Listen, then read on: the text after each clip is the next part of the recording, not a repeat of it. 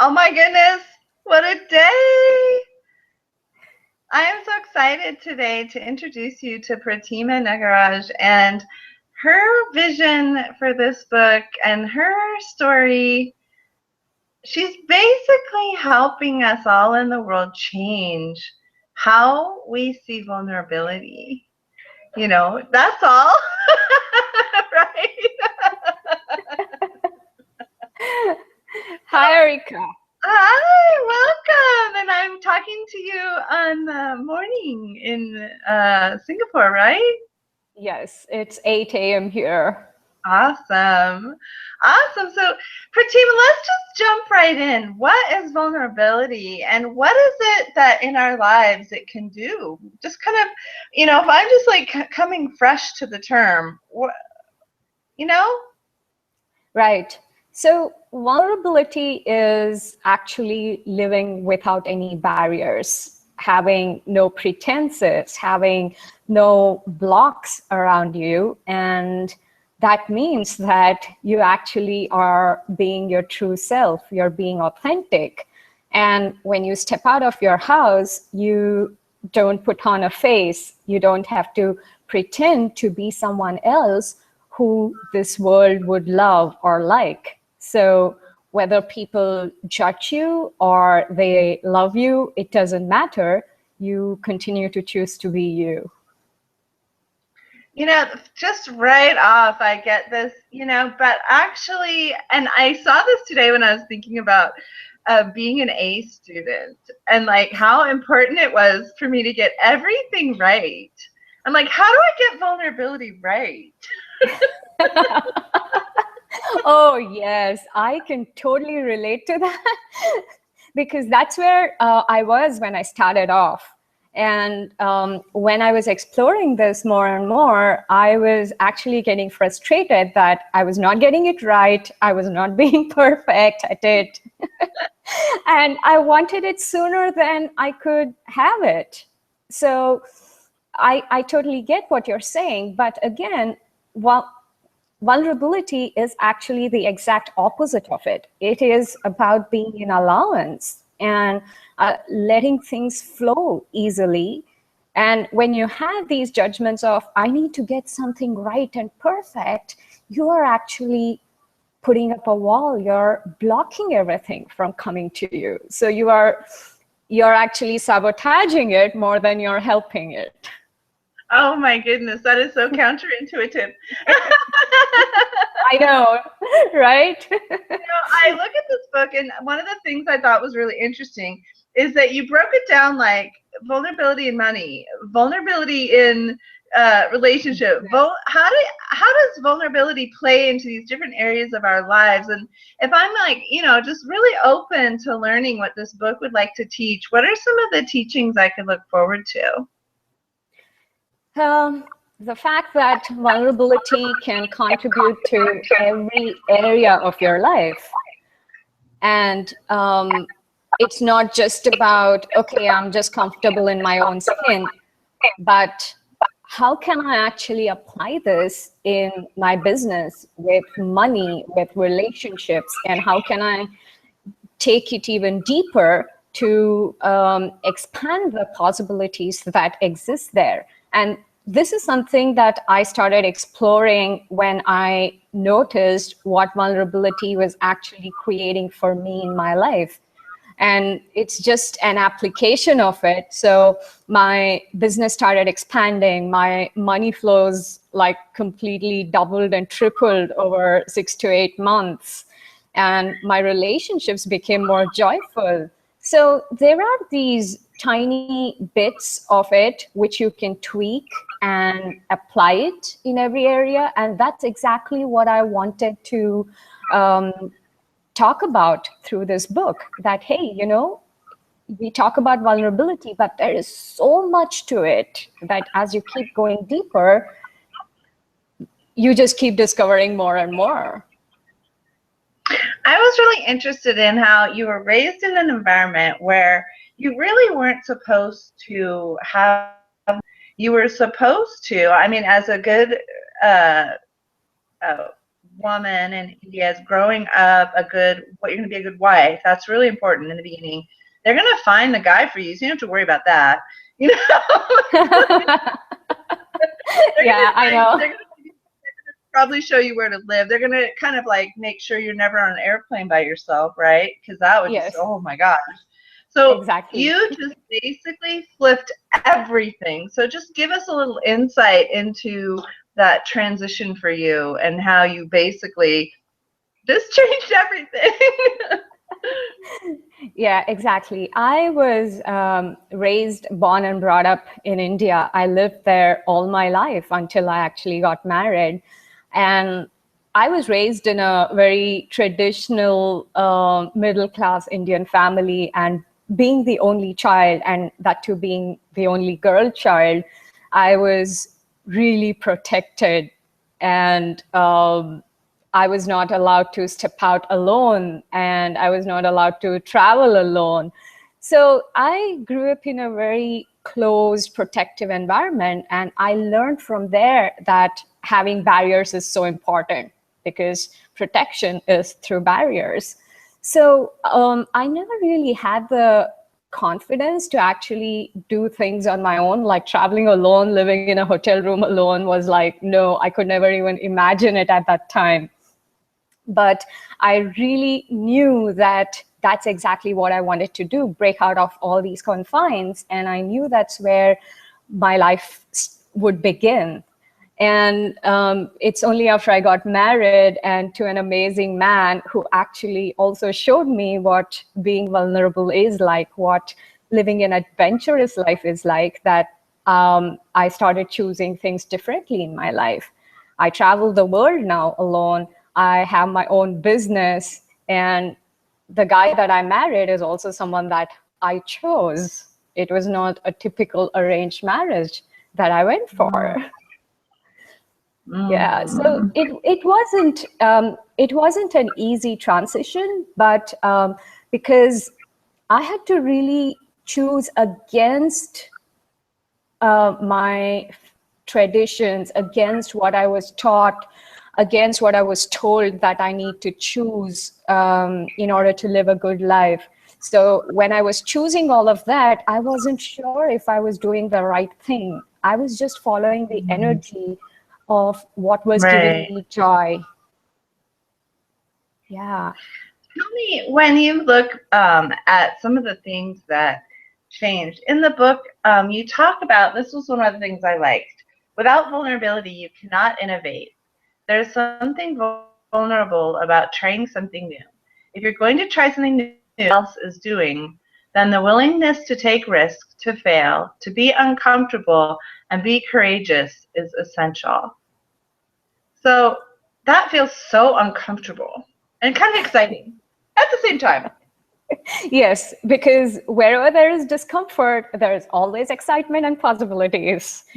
And that's what I discovered. And I love being uncomfortable. And that creates a lot in your life. Yeah. So when it comes to creativity, what you were just talking about, I came across the innovation and creativity through Brené Brown, who has written something about vulnerability, who's done a lot of research on it, and she's amazing. And while I was exploring that, I realized how vulnerability can actually apply to you being more creative and your creations. So that's when I started exploring it more. And I realized that I was not letting my creations come out into the world because I was judging them. I was not willing to take risks. And I thought it is something very different from what's there in the world. And so it doesn't fit in. So, these judgments we have about our creations is what limits our creative energies from flowing out of us easily. But when you're actually vulnerable, you lower all your barriers down, and it doesn't matter to you what other people around you think of it. You trust your ideas, you trust the energy, and continue creating without bothering what will other people think about this. Will this be a success? What if I fail?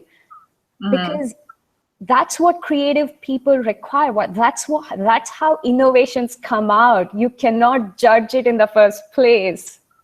Do you think all these scientists who gave out these amazing things for us, if they had judged their ideas in the first place, we would have things like electricity today or an aircraft today? No way.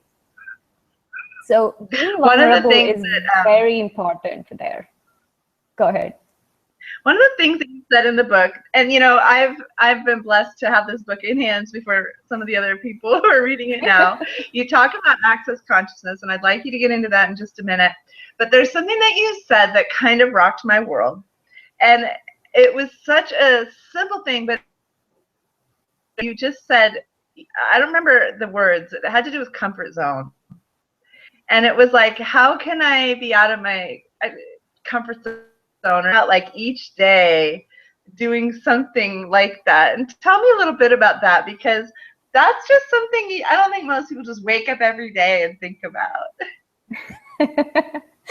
Yeah, just what I was telling you a few minutes back, that wherever there is discomfort, there is possibilities. That was a huge discovery for me, because all my life I thought being comfortable is normal, and that's what you need to keep choosing. But what I noticed is every time I lowered my barriers, I was being uncomfortable, because I was now exposed and aware of things that I had shut down. And as I became more uncomfortable and I continued to choose that, it started creating the life that I was asking for. So I was like, wait a minute, something doesn't fit in here, So that's when I realized that discomfort or being uncomfortable actually creates possibilities. It's just a point of view and a limitation we create, that everybody wants to be comfortable, so I'm going to choose that too. So now I wake up every day in the morning and I ask, what energy, space, and consciousness can I be to choose discomfort, to choose all those things that actually makes me uncomfortable with total ease. I love it. Thank you so much. I have so many questions for you.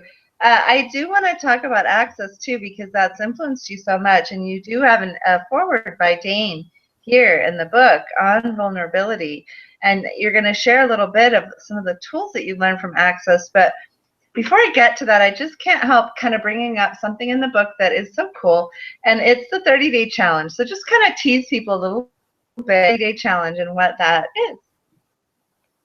Right. So at the beginning of this year, when I was still just playing around with vulnerability, I thought it'll be fun for me to just play with vulnerability every single day, choosing it consciously for 30 days. And I wanted to see what that would create for myself. And you know how it is, it can get quite boring when you're doing things on your own. So I thought, okay, why not invite other people to play with me? So I created this 30-day challenge where I had a group of people, we would have exercises every day that would allow us to step into and choose more vulnerability in different ways and different areas of our lives. So I included that in the book as well, so that people who read it have something nice and fun to play with. And after reading the book, if they really want to explore this, then they have some fun exercises to do every day and play with and see what that creates for them.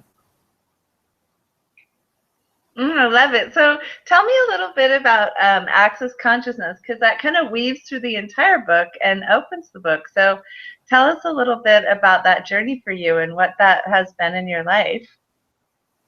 So access consciousness is a set of tools and techniques developed by Gary Douglas and co-created by Dr. Dane here. And it's been there for almost 30 years now, and it's there all over the world in 175 plus countries.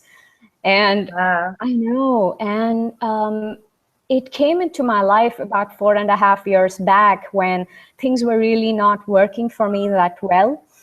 And the tools completely changed my life. It transformed my business, it transformed my money flows, my body, relationships, everything.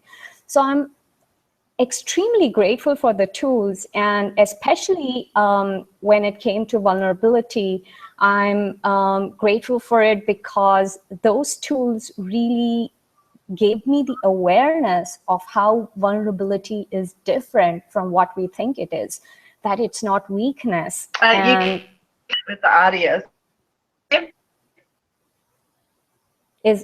Am I cutting off? Yeah, you cut out. Say that again. Energy strong again.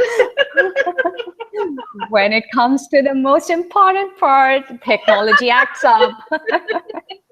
Technology goes, whoa, I felt that. I know.